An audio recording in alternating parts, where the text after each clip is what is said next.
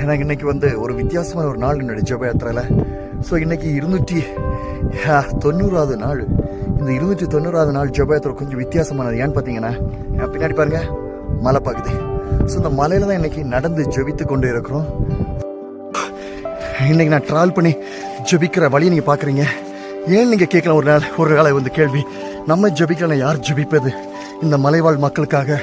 So இந்த மலைகளில் ஏறி மக்களுக்காக நம்ம ஜெபிப்போம். ஜெபிக்கிற நேரத்தில் தான் ஒரு பெரிய ஒரு மாற்றத்தையும் விடுதலையும் பார்க்க முடியும். ஸோ அதனால தான் இந்த மலையில் ஏறிட்டே இருக்கிறோம், ஜெபிப்பதற்காக. இங்கே இருக்கிற மக்களுக்காக, இங்கே இருக்கிற ஆத்து மக்களுக்காக. ஒவ்வொரு ஆத்து மக்களும் வெளியேற பெற்றது. இந்த ஆத்து மக்களுக்காக ஜெபிக்கலன்னா எந்த ஆத்து மக்களுக்காக, யாருக்காக ஜெபிக்க போகிறோம்? தளர்ந்துருச்சு, ஆனாலும் நடந்துட்டு இருக்கேன், ஜெபித்து கொண்டிருக்கிறேன் மக்களுடைய ரட்சிப்புக்காக.